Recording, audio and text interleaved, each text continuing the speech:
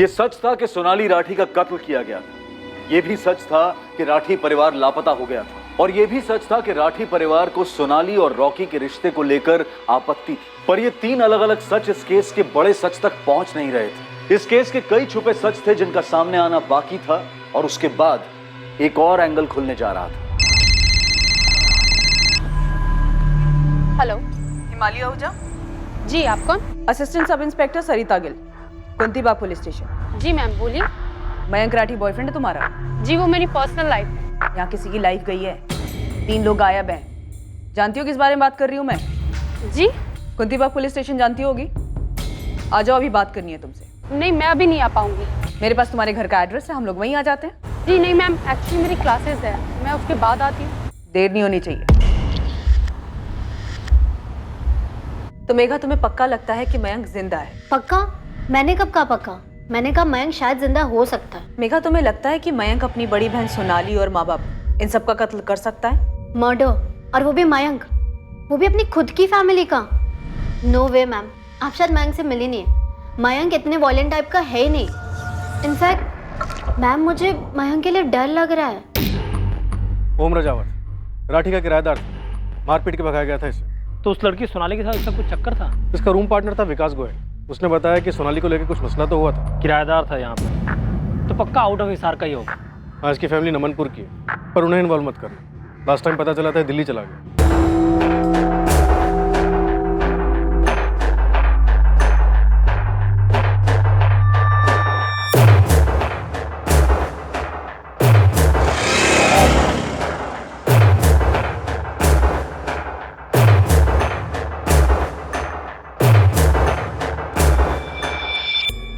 Sir, आपने बुलाया मुझे? सर, मुझे ऐसा क्यों लग रहा है जैसे आप मुझ पे शक कर रहे हैं? कुछ है शक करने जैसा? क्या किया तुमने रोहित, बोलो। तुमने उसकी बॉडी देखी? हाँ। मैंने सुना उसका गला। हाँ। कितना दर्द हुआ होगा ना उसको, कितना दर्द। पर ये तो होना ही था ना रॉकी। सर, हमारे राठी जॉइंट परिवार का सबसे पहला बच्चा हूं मैं। सोनाली से पहले पैदा हुआ था। मेरे पापा ही नहीं बल्कि बड़े पापा भी मुझे अपना सबसे फेवरेट मांगते हैं। सर, बड़े पापा ने हमेशा मुझे उनका सबसे बड़ा बेटा कहा है। मयंक और सोनाली से कभी अलग नहीं समझा उन्होंने मुझे। पर कार शोरूम के लिए तुम्हें पैसे नहीं दिए ना? सही है सर, कुरेद कर एक आधी खबर आपके हाथ लगी है और आप लगे कहानियां बुनने के लिए। ठीक है, पूरी कहानी तुम सुना दो। सर, पूरी कहानी ये है कि ये सही है कि उन्होंने शोरूम के लिए मुझे पैसे नहीं दिए थे, लेकिन मेरे गैराज के लिए पैसे बड़े पापा ने ही दिए थे। बड़े पापा 4 मैकेनिक भी रेडी हैं ज्वाइन होने के लिए। जगह भी देख लिए, बहुत अच्छी जगह है। मुझे लगता है तो अच्छा काम करेगा इसमें। लागत कितनी बेटा इसमें? कुल मिला के 15 लाख का इन्वेस्टमेंट है बड़े पापा, लेकिन रिकवरी के अच्छे चांसेस हैं। हाईवे है ना, एकदम हाईवे के साथ लगी हुई जमीन है। मैं 20 लाख दूंगा तुझे, ढंग से जमा की गैराज खोल और अपना बिजनेस शुरू कर। थैंक यू बड़े पापा, thank you very much. Sir, ये रिश्ता है हमारा सगे बाप बेटे जैसा। और एक कार शोरूम की बात, तो उन्हें लगा कि गाड़ियों की मार्केट डाउन होने की वजह से अभी सही समय नहीं है इस बिजनेस का। मैंने उनकी राय मान ली। तगड़ी समझ है सर उनको बिजनेस की। तगड़ी जमीनें भी हैं, तगड़ा बैंक बैलेंस भी है। पहले से है सर। और 4 साल पहले मेरे पापा और बड़े पापा ने चंडीगढ़ में अपनी पुश्तैनी जमीन बेची थी, जिसके अच्छे खासे पैसे मिले थे। और अब रतन राठी की बेटी मारी गई है, खुद रतन राठी और उनका परिवार गायब है। तो सर, आपको लगता है कि इसमें मेरा हाथ है? सर, मैं अब आपको कैसे समझाऊं? हमारे परिवार तो अलग अलग परिवार नहीं है। सोनाली मेरी सगी छोटी बहन थी, मयंक मेरा सगा छोटा भाई है। सर, अगर आपको कोई भी सबूत मिलता है ना कि सोनाली को मैंने मारा या मैं किसी भी तरह इसमें इन्वॉल्व था, तो सर आप मुझे कोर्ट मत लेके जाइएगा, वहीं के वहीं गोली मार दीजिएगा मुझे। और तुम्हें इस बात का पूरा यकीन है कि हमें कोई सबूत नहीं मिलेगा? सर, मुझे पूरा यकीन है कि सोनाली को रॉकी नहीं मारा है, और उसने बड़े पापा, बड़ी माँ और मयंक के साथ कुछ करवा दिया है। मैं इस बात से हैरान हूं सर कि आपने अभी तक रॉकी पर रस्सी क्यों नहीं कसी है? जिस चीज पर कसी जानी चाहिए कसी जा रही है। यानी कि मुझ पर, है ना सर? सर, मैं जानता हूं कि मेरा नाम गिरीश दहिया ने आपको बताया, पर सर आप ये नहीं जानते कि रॉकी ने उस गिरीश को अपनी जेब में रखा हुआ है। रॉकी के पास कोई जादू की छड़ी है जिससे वो किसी को भी अपनी जेब में रख लेगा? सर, आप उस रॉकी को नहीं जानते, लेकिन मैंने उसे बहुत करीब से देखा है। सर, वो लोगों का ब्रेन वॉश कर रहा है, अपने आप को बचाने की कोशिश कर रहा है वो।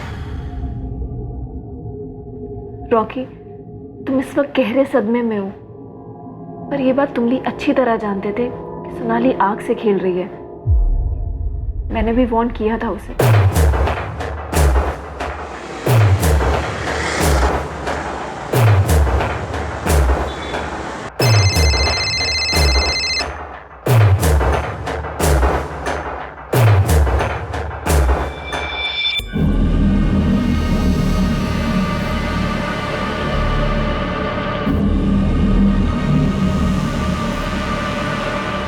क्या बात है करण? ना तू काम पर जा रहा है ना कुछ बता रहा है।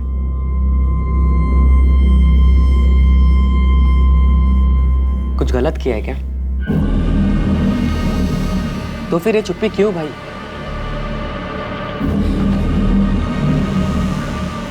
देख, अगर गलती से कुछ हो गया तो बता दे मुझे। हर चीज का हल होता है, मैं संभाल लूंगा।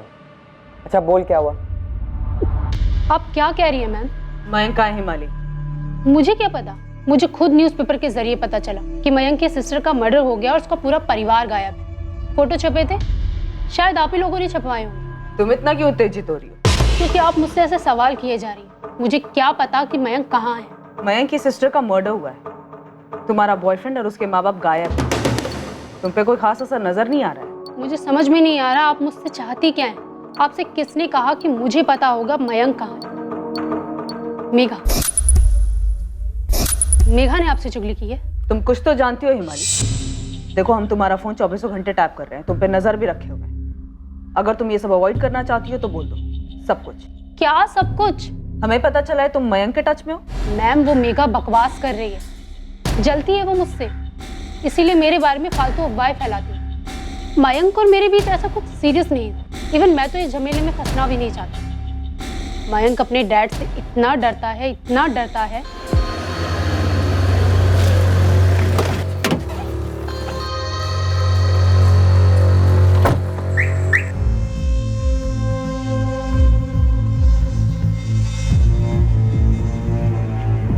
मयंक, मयंक, हाँ माँ। तेरे पापा आ गए।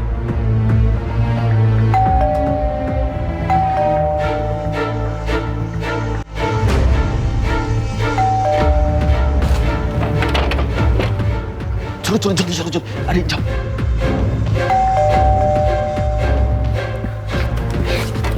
बाद में बात करता हूँ।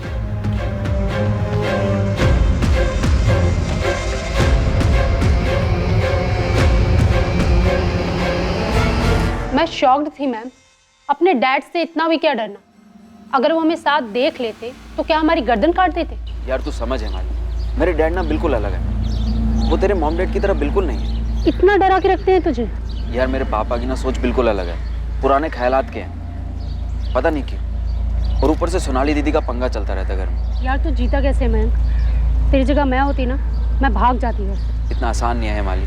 और उस दिन जिस तरीके से तेरी घर की खिड़की से मुझे जंप करके भागना पड़ा, आई फील मानो मैं चोर हूँ। तू तो गुस्सा मत हो यार माली।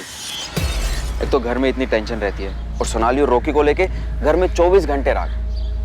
अब तू ही बता, उस टाइम पर तेरे और मेरे बारे में पापा को पता चलेगा तो क्या होगा यार? मुझे समझ में नहीं आता मैं तेरे हालात पे तरस खाऊं या फिर कहूं कि तू गुलामों की तरह जिंदगी जी रहा। तुझे मेरे हालात के बारे में नहीं पता। एक तो पापा का डर, ऊपर से सोनाली भी कम नहीं है यार। मुझे ब्लैकमेल करती है यार वो। ब्लैकमेल? पर किस लिए? मम्मी ने नहीं बताया तेरी हिमाली के बारे में। उस लड़की को हमारे घर की विंडो से जंप करके भागते देखा मैंने, और तुम दोनों को साथ में भी देखा था। तो अब आप मुझे ब्लैकमेल करोगी, है ना? तो बस इतना कह रही हूँ कि अगर तुझे हिमाली को लेके सपोर्ट चाहिए तो तू मुझे रॉकी को लेके सपोर्ट कर। पर दी, पापा नफरत करते हैं रॉकी से और आपको पीट भी चुके हैं उसे लेकर। तो तेरी हिमाली को लेकर क्या आरती उतारेंगे? तुझे क्या लगता है तू लड़का क्या हो गया? जैसे बाइक के लिए हाँ कर दी थी वैसे हिमाली के लिए भी हाँ कर देंगे?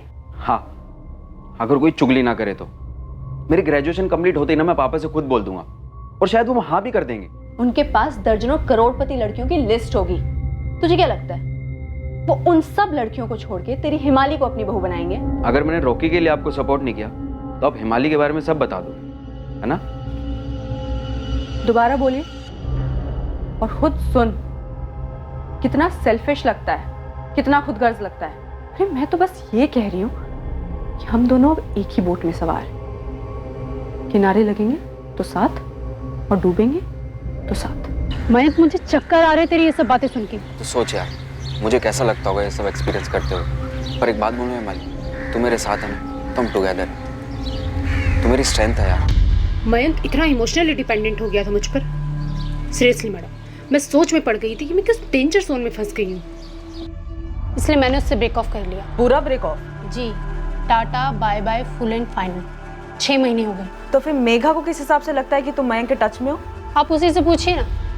खुद को मयंक का बेस्टी कहती फिरती है पूरी दुनिया में। But you know what ma'am, मुझे पता है वो सीक्रेटली लाइक करती है उसे। उन दोनों के बीच में कुछ हुआ था? I don't know ma'am, even I don't care.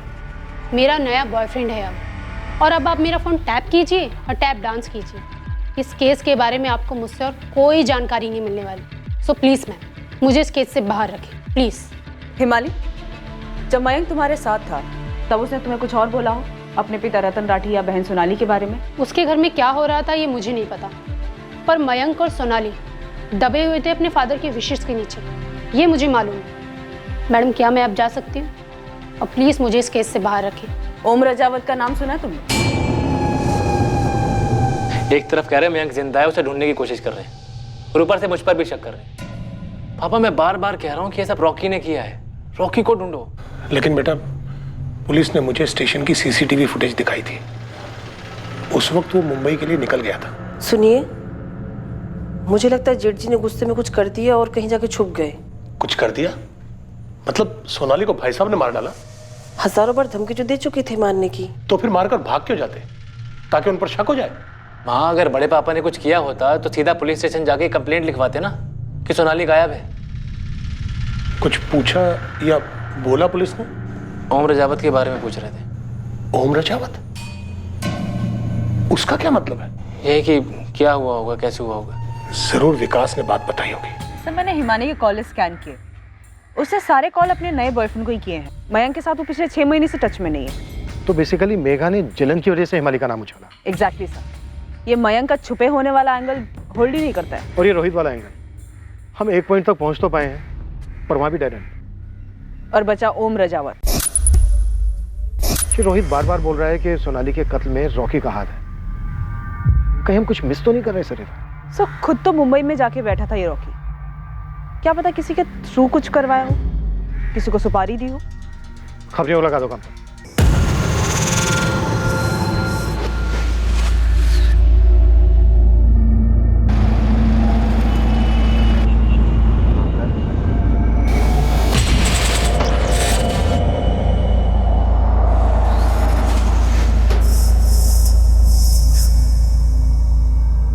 ये आपका ओम रजावत यहाँ गुरुग्राम में रहता है। पिछले 1 साल से बीपीओ में काम कर रहा है। क्या लगता है? यहाँ तो गुड बॉय बना हुआ है साहब, लेकिन फिर भी नंबर भेजता हूँ आपको। रिपोर्ट कार्ड मंगवा लीजिए टेलीफोन कंपनी से, यदि कोई लाल मार्किंग होगी तो दिख जाएगी।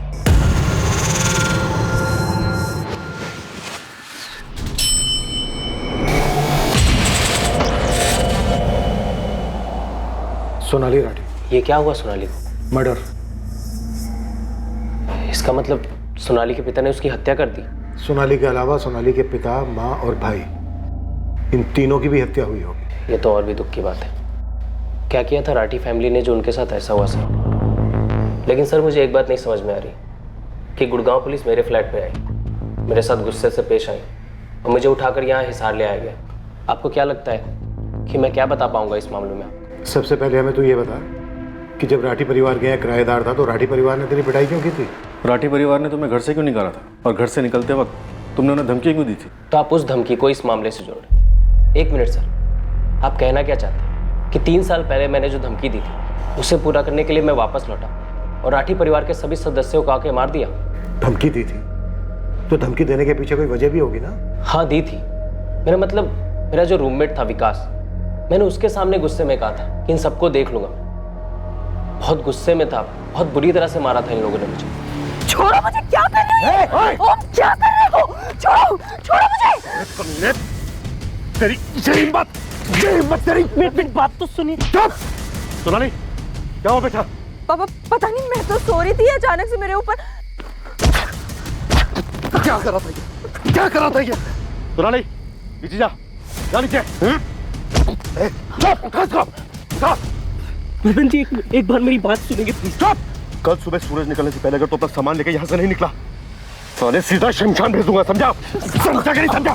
बोल। एक बार मेरी बात। अबे चुप चुप साले चुप, सब देखा हमने। टांगे तोड़ के छत से नीचे फेंक दूंगा, दीवार तो क्या सीढ़ी चढ़ने का लायक नहीं रहेगा, समझा कि नहीं समझा? निकल चल। उस रात सोनाली की भी जम के पिटाई हुई थी। मेरी क्या गलती है पापा? गलती है? छत पे जाके सोने की क्या जरूरत थी आपको दी? पिताजी हवा में सोने गई थी। हवा? कहाँ है हवा? दिखा कहाँ है हवा? खुला न्योता दिया तूने उस कमीने ओम को, वो कुत्ता दीवार चढ़ के आ गया तेरे पास। मैंने कोई न्योता बता नहीं दिया। खबरदार तू आज के बाद छत पर कदम भी रखा तो। सोनाली के कमरे में उसकी पिटाई हुई, उसके साथ गाली गलौज हुई, ये बात तुझे कैसे पता चली? पूछिए कैसे पता? कैसे पता? बोल। सर उस रात जब मैं दीवार चढ़कर छत पर पहुंचा तो मुझे नहीं पता कि उस रात ऐसी कौन सी नई आवाज हुई जिससे वो दोनों बाप बेटे वहां, क्योंकि उससे पहले ऐसा कभी नहीं हुआ था।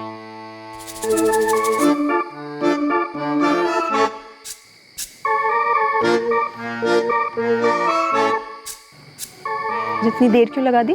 कैसे आता? विकास जगा हुआ था, क्या बोलता उससे? वो हर रात छत पर आती और हम मिलते थे, पर उस रात पता नहीं वो दोनों बाप बेटे कैसे आ धमके और रंगे हाथों पकड़े जाने पर सोनाली का एक अलग ही रूप देखने को मिला। किसी को भी गुस्सा आएगा ना सर। जब मैं बैग पैक करके निकल रहा था तो मैंने गुस्से में विकास को बोला था कि इन सबको देख लूंगा मैं, पर इसका मतलब ये नहीं था कि खून वून कर दूंगा। मैं एक पढ़ा लिखा सॉफ्टवेयर इंजीनियर हूँ सर, मेरे आगे मेरा पूरा करियर था और इस तरह जलील किया गया मुझे। देख लूंगा से क्या मतलब था तेरा? क्या इरादा क्या था तेरा? मैं चाहता था कि सीधे उनके घर पे जाऊं और बेल दबाकर सिर्फ एक बात पूछूं कि सालो तुम्हारी बेटी ने सिर्फ तब चिल्लाया छोड़ो मुझे जब तुम दोनों वहां आ धमके। अगर मैं उसके साथ जबरदस्ती कर रहा था तो वो पहले क्यों नहीं चिल्लाई? पर तूने ऐसा नहीं किया और चुपचाप वहां से निकल गया। हाँ, एक्चुअली मैं ऐसा करने जा ही रहा था, तभी सोनाली का मैसेज आया मुझे। ओम आई एम वेरी सॉरी यार, तुम्हें पीटा गया और गलत समझा गया। मेरी भी सॉलिड पिटाई हुई। प्लीज़ सीधे चले जाओ, उन्हें मेरी सच्चाई मत बताना प्लीज़ यार। उन्हें सच्चाई पता चली तो मेरे टुकड़े हो जाएंगे। सीरियसली मैं तुझे हमेशा याद रखूंगी। प्लीज़ इस बात को यही भुलाकर चले जाना। प्लीज़ तेरे हाथ जोड़ती हूँ, पैर पड़ती हूँ मैं, प्लीज़। तो मैंने भी सारी बातों पे मिट्टी डाली और अपनी लाइफ में आगे बढ़ गया। कुछ और बता सकते हो जिससे हम कातिल तक पहुंच सकें? सर ये 100% मुमकिन है कि सोनाली का मर्डर राठी फैमिली ने ही किया हो, और अब जब रतन जी, मयंक और सुषमा जी गायब हैं तो ज़रूर सोनाली के साथ किसी लड़के का भी मर्डर किया हो। रॉकी सिंह, लेकिन वो तो जिंदा है। ये तो बहुत अजीब है, क्योंकि या तो दोनों को साथ में मारते या फिर पहले उसे फिर सोनाली को मारते। अगर इन दोनों को मार के राठी परिवार कहीं छुप सकता है तो वो कहाँ जा सकता है? तुम 2 साल किराएदार थे उनके, कुछ तो बता सकते हो? उतना तो कभी ध्यान नहीं दिया सर। हाँ, सोनाली के चाचा है संजय राठी और उनका लड़का रोहित, वो भी मिले होंगे इस मर्डर में। काफ़ी करीबी रिश्ता है उनका और सोच भी एक जैसी है उनकी। उन दोनों बाप बेटों पर शक है हमें, लेकिन अभी तक उनके खिलाफ कोई सबूत नहीं मिला। इनका एक और खास है, गिरीश दहिया, जो स्टोर कम चलाता है, उनकी चमचागिरी ज़्यादा करता है। पता है सर, मैं जब भी उस रात के बारे में सोचता तो अपनी पीठ थपथपाता कि उस रात मैंने जोश से नहीं होश से काम लिया। अगर उस रात गुस्से में आकर मैंने रतन राठी को सब कुछ बता दिया होता कि मेरे और सोनाली के बीच क्या चल रहा है, तो शायद उसकी मौत ही हो गई होती। फिर एक सुकून भी मिलता है कि मैंने ऐसा होने नहीं दिया, और अब देखो ऐसा ही हुआ। इन्वेस्टिगेशन इस केस के हर एंगल, हर मकसद के चक्कर काटने के बाद फिर वहीं आकर पहुंची जहां से इसकी शुरुआत हुई थी, ऑनर किलिंग का एंगल। अगर ये ऑनर किलिंग का केस था तो मर्डर के बाद रतन राठी, उसकी पत्नी सुषमा राठी, बेटा मयंक राठी कहां गायब हो गए थे? फिर 1 हफ्ते से छपा रहे हैं सर, लेकिन कोई खबर नहीं। राठियों के बैंक अकाउंट्स में कोई मूवमेंट? No sir. रईस परिवार है, अब तक हम ये मानकर चल रहे हैं कि उन्होंने अपनी बेटी की ऑनर किलिंग की। भला कोई इतने महीनों तक अपना घर बार, इतना बड़ा बिजनेस छोड़कर कैसे गायब रह सकता? ऑनर किलिंग नहीं है, और अगर इन तीनों को कत्ल किया गया तो लाशें तो होनी चाहिए। 6 महीने बीत चुके, अभी तक कहीं से कोई मैचिंग लावारिस लाश तक रिपोर्ट नहीं हुई। तो मोटा मोटा अभी तक इस केस को लेकर हमारे पास कोई लीड नहीं। No sir. इन्वेस्टिगेशन एक डेड एंड पर आ पहुंची थी। राठी परिवार के तीनों सदस्यों की कोई खबर सामने नहीं आई थी। सोनाली का प्रेमी रॉकी और उसकी ऑफिस कलीग प्रज्ञा के बीच बढ़ती करीबी देखी गई, पर कोई ऐसा सुराग नहीं मिला जो सोनाली के कत्ल की तरफ इशारा करता।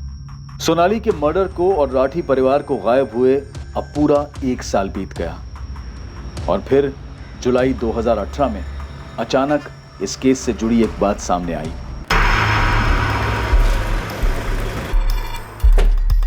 मैं टेबल पर कस्टडी मिली? नहीं सर, कोर्ट ने और एविडेंस मांगे।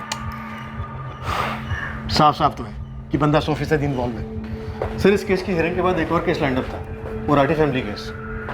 Rathi family case? हाँ सर, वो संपत नहर पे लाश मिली थी ना, सोनाली राठी की। हाँ हाँ हाँ, बाप माँ बेटा तीनों गायब थे। सोनाली मर्डर केस में क्या मैटर आया सुनवाई के लिए? सर, ये लॉयर से पेपर्स लाया।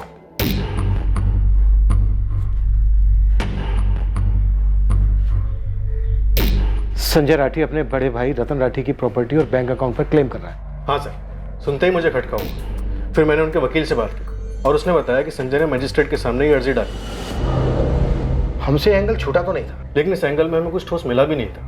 हाँ, आप कहना क्या चाह रहे हैं? आपके बड़े भाई, उनकी पत्नी, उनका बेटा अभी गुमशुदा हैं और आप उनकी सारी प्रॉपर्टी अपने नाम करने की कोशिश में लगे हैं। तो आप उन्हें ढूंढने की कोशिश कर रहे हैं क्या अभी भी?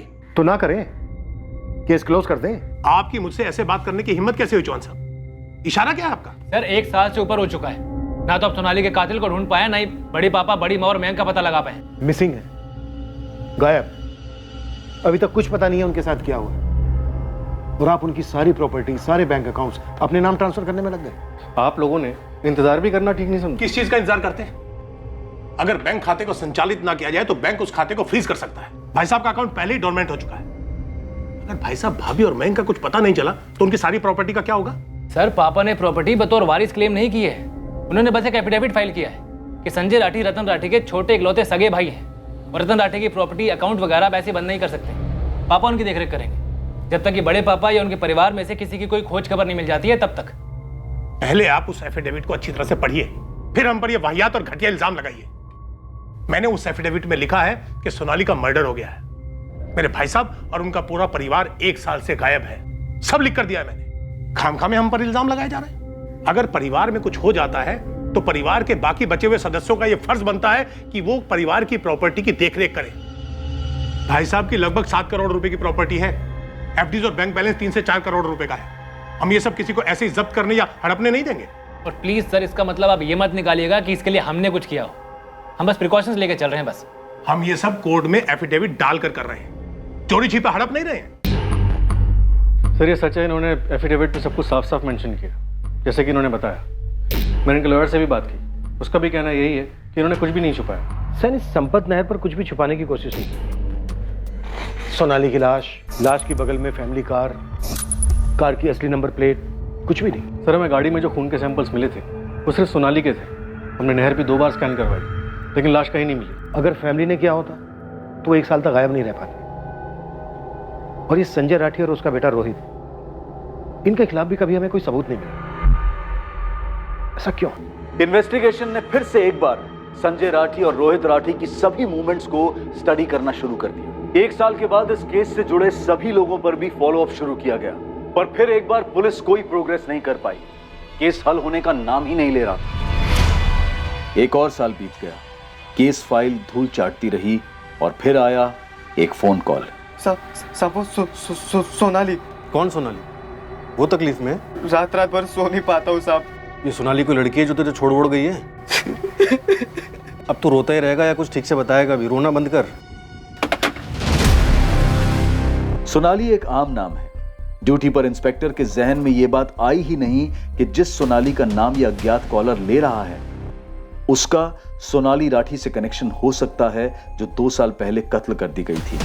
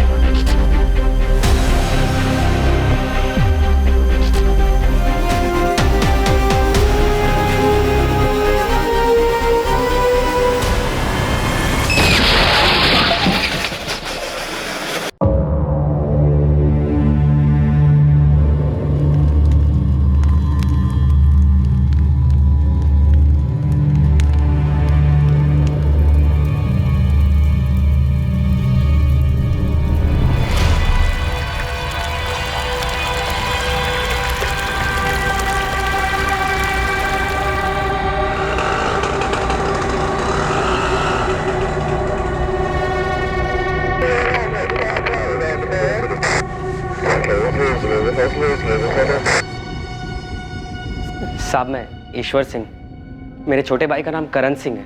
हमने अंदर क्या किया किसी केस में? नहीं साहब, वो तो आपको फ़ोन किए जा रहा था, कुछ बताने की कोशिश कर रहा था सोनाली के बारे में।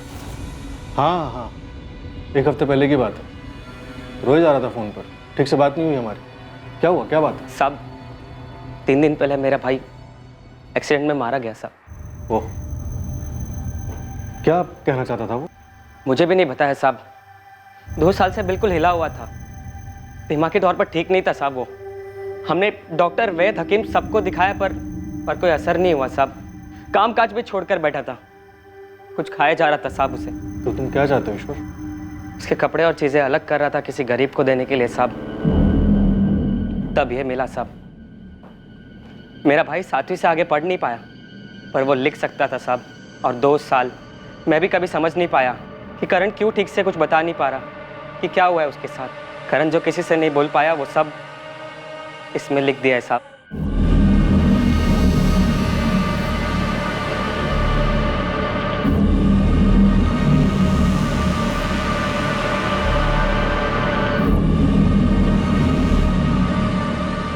सब कुछ लिख डाला है और ऐसे लिखा है मानो उसे मालूम था कि जल्द उसकी मौत आने वाली है। ऐसा क्या लिखा है इसमें? क्या मैं पढ़ सकता हूँ? घिन आती है खुद से, रात रात भर सो नहीं पाता हूँ। उसका चेहरा सामने दिखाई देता है, बिल्कुल उसी तरह जिस तरह वो मरी थी। मुझे आज तक नहीं पता मैंने वो काम करने के लिए हाँ क्यों कहा। क्या गंध भर गई थी मेरे दिल में, मेरे दिमाग में, जब मैंने वो काम कबूल किया। उस लड़की का चेहरा और उन सबके चेहरे मुझे सताते हैं। वो लोग हमेशा मेरे सामने आ जाते हैं, मुझे ये एहसास दिलाने के लिए कि मैंने क्या गलती कर दी। मुझे नहीं लगता कि मैं इस जुर्म का भार लेकर और जी सकूंगा। मुझे नहीं पता मेरा क्या होगा। मैं कुछ भी करूं, आप मुझे जितने भी पैसे दे दो, पर मैंने जो गलत किया है उसका पाप कभी नहीं मिटेगा, कभी नहीं। और तुम्हें इसका बिल्कुल अंदाजा नहीं था? होता तो आपके पास ऐसे आता साहब। मैं बस अपनी भाई की हालत देख देख कर खुद ही हताश होने लगा। मैं तो सोच भी नहीं सकता था कि उसके गैराज का मालिक उससे ऐसे काम करवा रहा है। तब वो सिर्फ 17 साल का था साहब। क्यों किया ऐसे रोहित सेठ ने?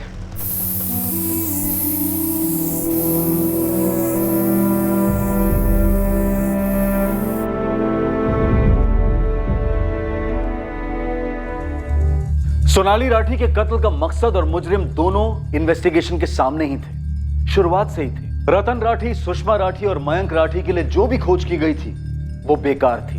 ये तीनों कभी मिलने ही नहीं वाले थे। इस केस का एक बहुत भयंकर ट्विस्ट अभी आना बाकी था।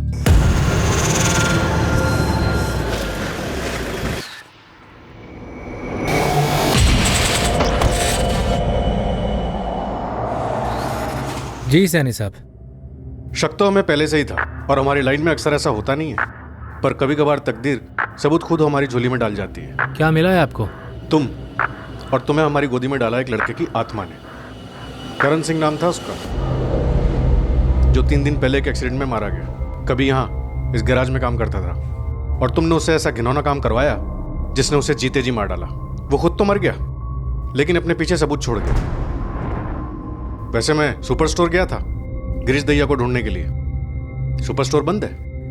वो भी चला गया। कहाँ चला गया? ऊपर, हमेशा हमेशा के लिए। गिरीश ने आत्महत्या कर ली है। रोहित सही कह रहा है सर। इस गिरीश ने 2 महीने पहले पंचकुला के एक लॉज में जहर खा के सुसाइड कर लिया। गिल्ट, अफसोस की वजह से। ऐसा ही कुछ होना चाहिए सर। आप मुझे जितने भी पैसे दे दो, पर मैंने जो गलत किया है उसका पाप कभी नहीं मिटेगा, कभी नहीं। मुझे अब पैसे नहीं चाहिए रोहित भैया, गिरीश भैया। पूरे 5000 हैं, रख ले, तेरे काम आएंगे। नहीं चाहिए मुझे। करण, पूरा 1 साल हो चुका है। पुलिस ने केस भी बुला दिया है। तेरा तो नाम तक सामने नहीं आया है। हाँ, पुलिस हम तक पहुंचकर खाली हाथ लौट गई, तुझ तक कैसे पहुंचेगी? तू ये बेकार के ड्रामे मत कर। क्यों हमारी नींद उड़ा रहा है तू? देख, 1-2 साल और रुक जा। बड़े पापा की सारी जायदाद मेरे नाम पे होने वाली है। सेटल कर दूंगा तुझे, तेरा खुद का घर बनवाऊंगा। देख, बेकार में ये पछतावे की नौटंकी मत कर। अभी 18 साल का है, पूरी जिंदगी पड़ी है तेरे आगे। तेरी इस मायूसी के चक्कर में ना तू खुद तो डूबेगा, हमें भी ले डूबेगा। गिरीश भैया वो सब मेरा पीछा करते रहते। सोनाली दीदी, रतन सेठ, सुषमा जी, मयंक भैया, वो सब घूर घूर कर मेरा पीछा करते।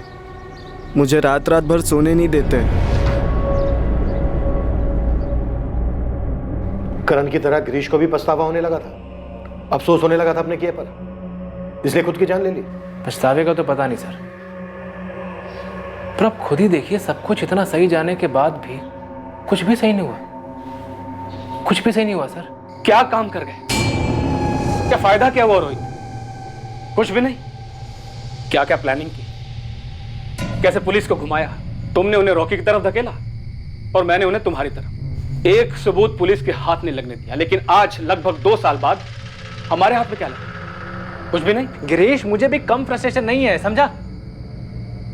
देखो अभी पापा ने एफिडेविट डाला है कोर्ट में, क्या बोलता मजिस्ट्रेट, लेकिन वकील ने एक बात साफ बोल दी है, जब तक पुलिस इन्वेस्टिगेशन केस क्लोज नहीं कर देती है ना, तब तक कोई फैसला नहीं आएगा। हाँ तो चल के बता देते ना पुलिस को रोहित, चल के बता देते हैं कि रतन जी, सुषमा भाभी, मयंक वो लोग जिंदा नहीं है। गिरीश, तू भी करण की तरह बावला हो गया क्या?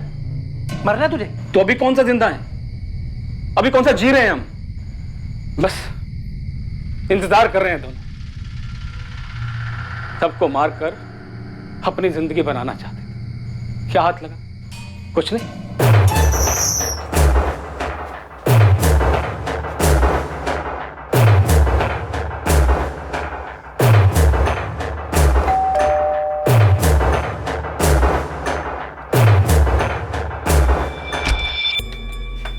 अरे रोहित बेटा। नमस्ते बड़ी मम्मी जी। अरे आ जाओ, अंदर आओ, आ जाओ।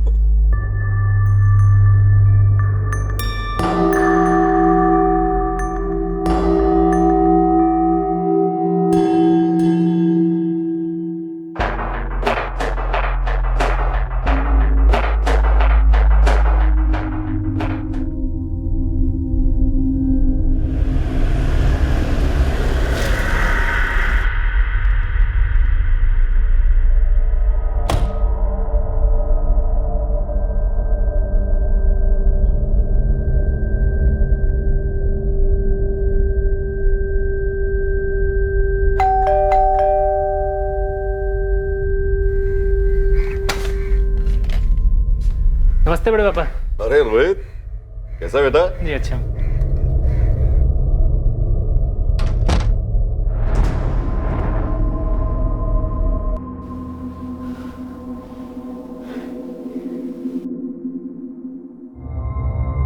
अब बची सोनाली।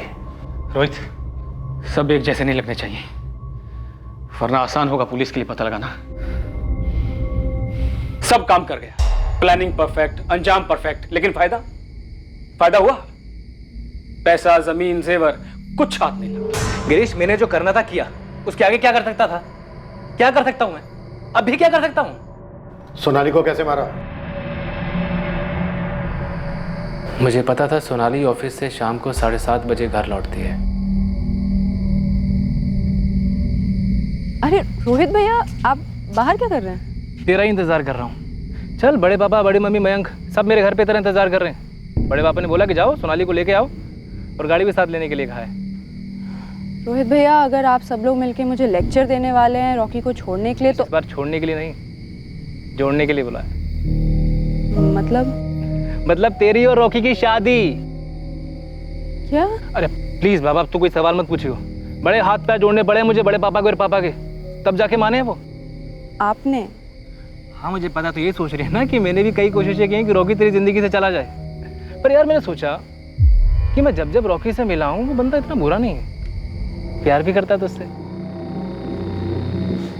मैं भी करती हूँ। वो तो देख ही रहा है। सोनाली देख, मैं बस तेरी खुशी चाहता हूँ, और तू रॉकी के बिना कुछ रह नहीं पाएगी। तो सोचा चलो तेरी खुशी के सामने हम हार जाते हैं, तो बस फिर क्या था, बात छेड़ दी शादी की घर पे, और वो मान गए हैं। थैंक यू रोहित भैया।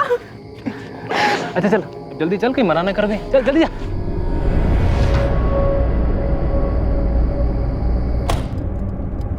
मैंने सोनाली से बोला कि मैं बीच में किसी काम के लिए उतर रहा हूँ। उसने माइंड नहीं किया। वो अपनी खुशी में खोई हुई थी। उसकी शादी जो होने वाली थी।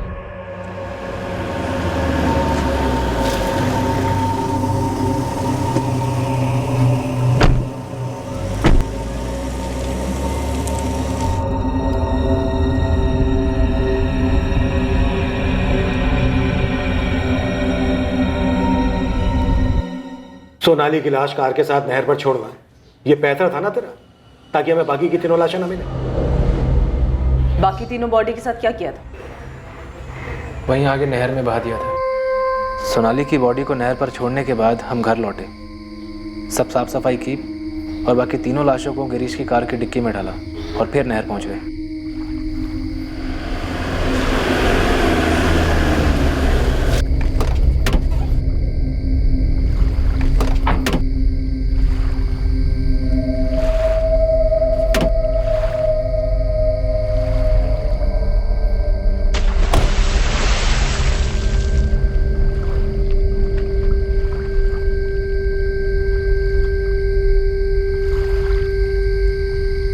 इससे अच्छा होता थोड़ा थोड़ा करके रतन जी का पैसा लौटा देता, लेकिन अब तो पैसा ही नहीं आ रहा और ऊपर से 4-4। गिरीश, संभाल अपने आप को। 1-2 साल में पैसा हाथ लगेगा, तू देखना। सब देख रहा हूं और आगे भी मुझे सब कुछ साफ साफ दिखाई दे रहा है। रोहित, एक पैसा हाथ नहीं लगने वाला, एक पैसा भी। तेरे फादर संजय राठी भी शामिल थे इस साजिश में?